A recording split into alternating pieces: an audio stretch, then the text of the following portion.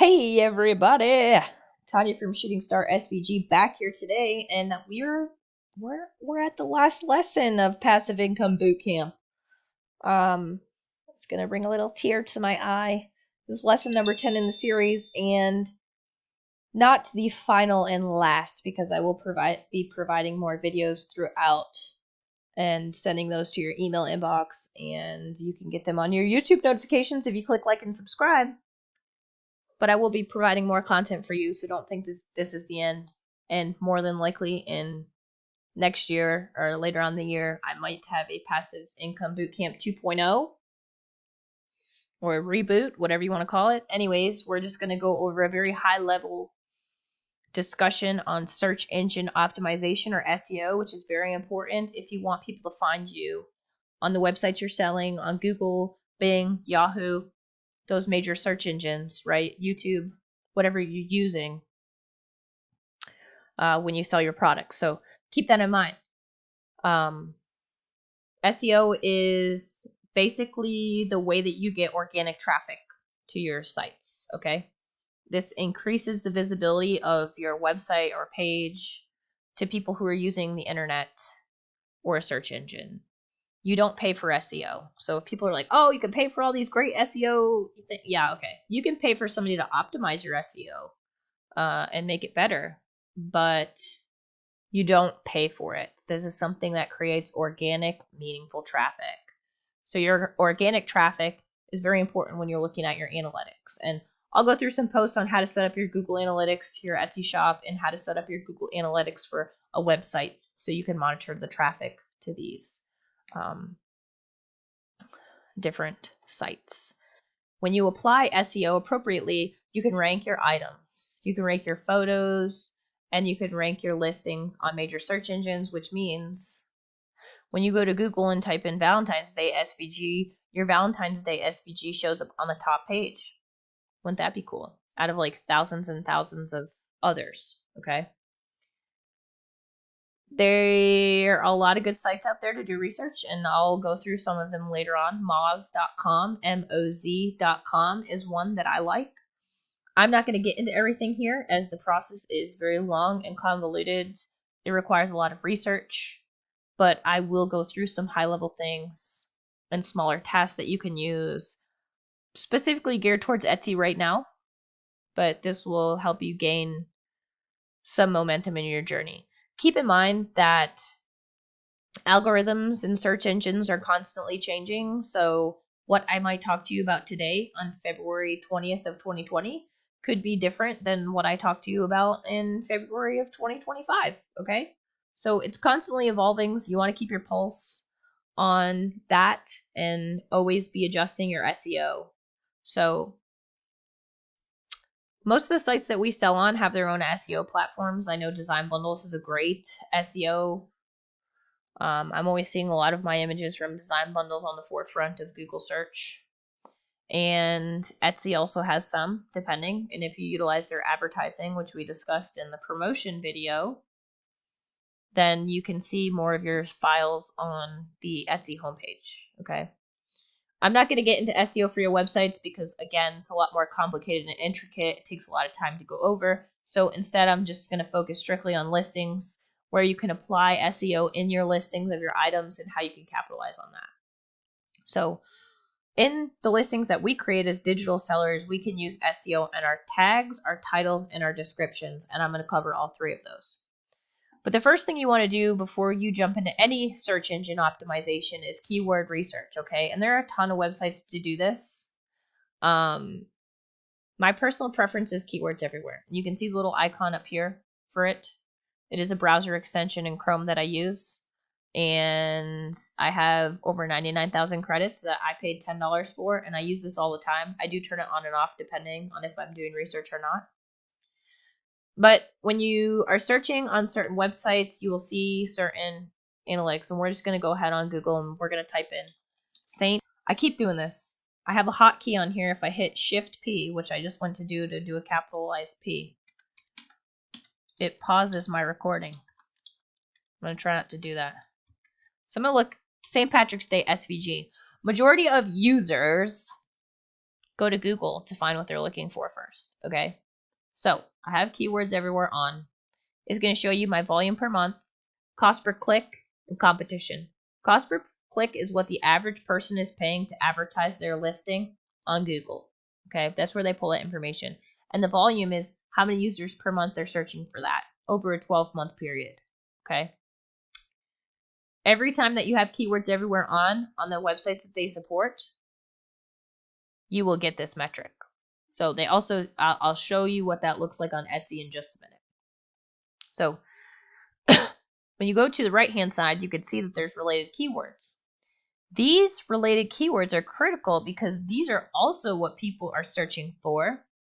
And these things here are also what people are searching for. So not only can you use this data, okay, to maybe try designing something along a different style, but you can also utilize it for tags in your items. So I'm going to go ahead and load these metrics. You can see that free SVG files, surprise, surprise, has the highest volume because everybody wants everything for free. People are looking for Clover SVG, Shamrock SVG, again with that free, Leprechaun SVG, Easter SVG. Look at that cost per click. People are paying a ton for advertising for Easter SVG right now. That's crazy. So I'm spending my credits on you guys right now. Go ahead and load these. And again, you can see some things that people are also searching for. And this is a very high competition for one lucky mama. You want to make sure the competition is low. It goes from 0 all the way up to 1, 1 being the highest, and that's not what you want. But again, depending on what you're looking for, you can utilize these to do your keyword research, okay? Another thing that you can do for your keyword research is when you're going in Google, it has this very convenient thing where it has without keywords everywhere, okay? Related searches, okay? So you can use these to put tags in your listings, right? And if you keep scrolling down, they have other related searches that come up. And if you go to shopping instead of images, it will show you a bunch. And sometimes it will pop up with some other things. But your goal is to try to get on the front end of this, right? Because if you do, then you're going to be viewed by a ton of people who are looking for what you have, okay? So keywords everywhere is a powerful tool. I'll do the same thing here.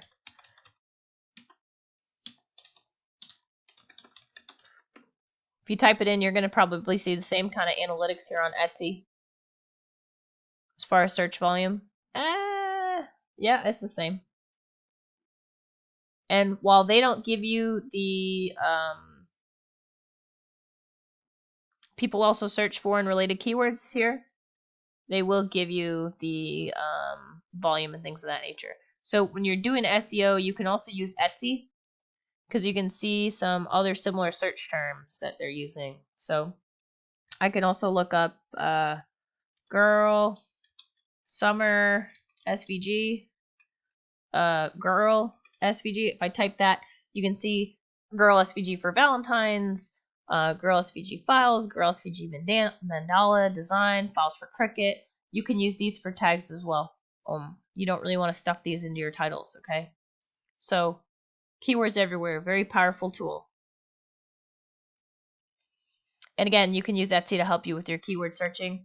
You can also use Google, girl SVG, and you can see other things that pop up for that. Baby SVG. Okay, you can use those for tags. So keyword stuffing was a big thing back in the day, and now not so much. You don't want to keyword stuff. So you can see one of my listings here.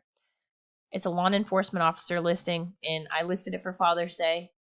It's actually currently one of my $1 deals, and all I have is the title and what it's related to. That's it. The more you stuff keywords into your listings on Etsy now, the more they think it's spam, although they will use some for quote-unquote tags, okay? So have 1 to 2 major keywords in your titles, and that's all. Don't try to stuff your titles because it just looks unprofessional too, right? So again, tags, you can add 13 or more tags to a listing on whatever platform you're selling on. I got a typo here. I got to fix that. On Etsy, you're limited to 20 characters, but you can break them up. You do want to use long tail keywords. Try not to duplicate words over and over because it just serves no value for you. You want to make them as full and unique as possible. Try to get as many keywords into your tags as you possibly can. And try not to repeat things. Use your keyword research that we talked about above to help fill your tags out. And if you need help with tags, give me a holler. I do provide that service. If you go down here, I do have SEO for Etsy tags, and I'm more than happy to do that, okay? SEO for descriptions. You can optimize your descriptions by putting your title in the beginning of your listing. So every Etsy listing I have this title. That's the first thing you see when you go to my description. What you are purchasing. That title. Bam. Google loves that. When they crawl your Etsy listings, they're going to see that, and they're going to say, hey, that's important. And then make sure you include some of your keywords within the body of the description. Aside from that, you want to make sure that you have your license terms and other relevant information, and that's really it, okay? That's it. That's how you can optimize your Etsy stuff. It's always changing. If you have any questions about Etsy optimization, please let me know. This is just a very high-level overview of SEO, the definition of it, what it's used for, and how you can apply it to your shop, okay? You can also delve into your analytics on Etsy. And again, we're going to go back into my shop manager, which I don't do very often. And when you go and you look at your search analytics, which is in beta,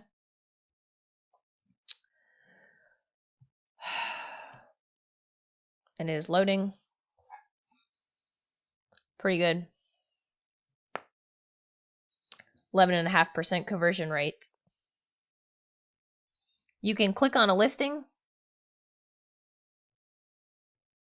That's not what I wanted. You can go to your stats.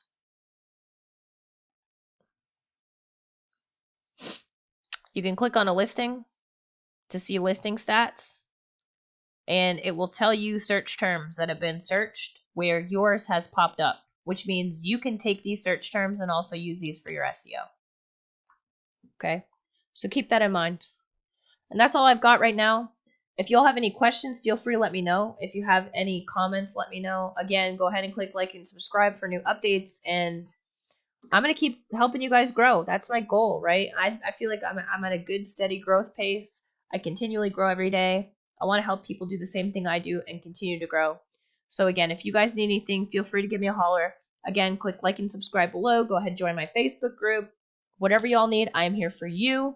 I'm going to post some bonus lessons here in the future. If there's stuff that you want to see, comment and let me know. I'll create that too.